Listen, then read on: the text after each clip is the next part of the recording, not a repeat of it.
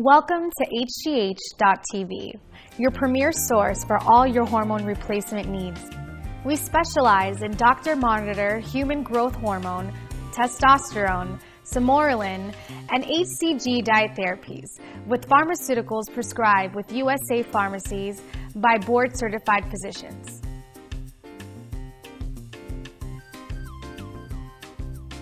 A safe and responsible choice in regaining youth and vitality back in your life with hormone replacement therapy.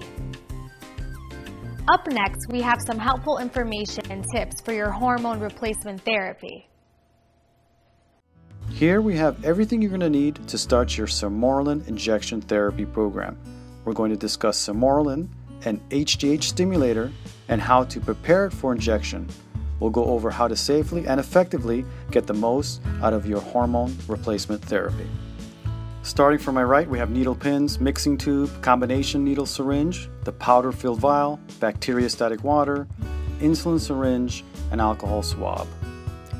Your insulin syringes, typically offered from USA pharmacies and suppliers, may look like this and usually come in packs of 10. You will need plenty of these as part of your program. Remember to use each syringe only once, and of course avoid withdrawing any other HRT medications after or at the same time. For disposal, your clinic may include a sharps container. Now, let's talk about getting started. Here you have a typical 10 ml vial that can hold the medication in its powdered form. When you first receive it, the substance will appear usually as either a solid tablet form that settles at the bottom or as a loose powder. You'll notice there is no label on this vial. We've opted not to advertise any particular brand of hormones today, or any specific pharmacy for that matter. Here we have what's called bacteriostatic water. This will arrive in different forms and different size vials, as mixing water will be required for most of the products. There are some brands, however, that come in preloaded pens and do not require the same type of mixing process, but today we're focused on products that arrive in powdered form and require mixing. In many cases, your needle and syringe will arrive in one convenient kit, such as this. This is a 3 ml disposable syringe. Each vial should come with its own kit. Again, you'll notice the size of this needle syringe kit is 3 mLs. They'll also come in 5 and 10 ml packages. Here, we save the syringe tube package separately without the needle pin attached. You have the 18 gauge 1-inch needle that screws easily on the tube. Or you can use the 20 gauge 1-inch needle to attach to the mixing syringe. Any of these gauge needles will do the job. So again, you may receive an 18 gauge 1-inch needle pin separately depending on the preference of the clinic or pharmacy. Each needle package usually opens easily by peeling apart a corner. Always make sure the packaging is undamaged. Here you have the needle encased in its protective cover. We'll throw away the packaging. Again, this is not for injecting but for mixing purposes only. Once we have this out and ready, we'll set this down and pick up the syringe mixing tube and open that. Here we have the mixing syringe tube. Again, they are easy to open. Make sure they come out of an undamaged package.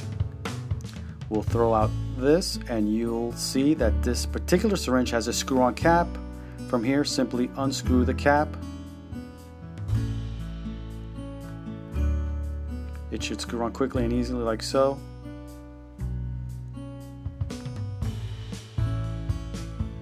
Now you have a complete needle syringe mixing kit, fully assembled and ready for use. Let's ready the vial with the powder and the water needed to do the mixing. So next we're going to withdraw some water from the vial and mix it in the powdered vial. For this demonstration, we'll use this amount of water just as an example.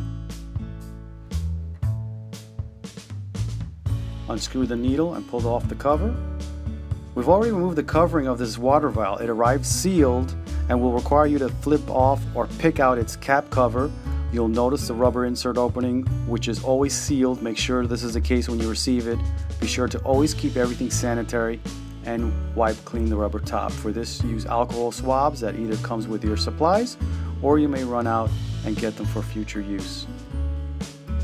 So stock up on those. Now let's insert the needle syringe in the water vial, and we're going to carefully withdraw the water with both hands.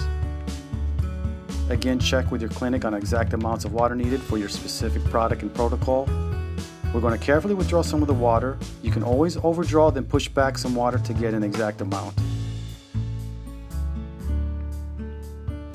Pull the needle out. You'll notice again this happens to be an 18 gauge needle, which means the shaft of the needle is wider and thicker than any needle you'll actually inject yourself with.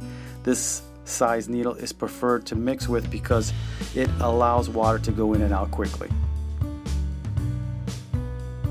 Feel free to replace the needle cover when kept handy.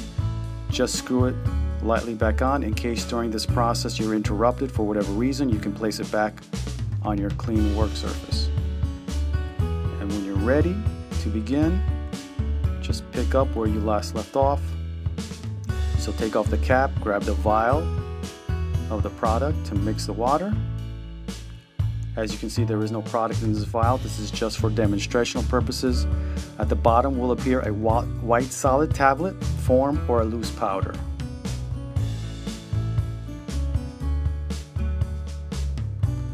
We want to insert it more at an angle rather than straight in. The molecules in this medication are sensitive to heat but also to vibration, so our goal is to have the jet stream of water from the syringe hit the bottle on the inside at an angle where it can slide down and mix with the powder rather than shoot directly into it. Try to do it slowly. Sometimes the vacuum in the vial will automatically suck the water from the syringe without even applying pressure. Now, if you happen to notice that the water shooting directly into the powder, that's perfectly okay. There's no need for concern. Just make sure that the mixture did not turn cloudy and you should be fine. As long as it's clear liquid, you are all set.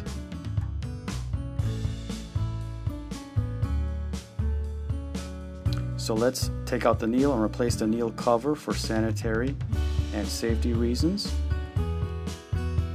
You'll want to dispose of these safely, like I mentioned before, sharps container or similar.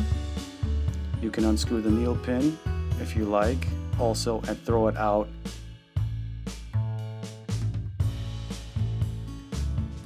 We just successfully mixed the bacteriostatic water with the Sermorelin powder.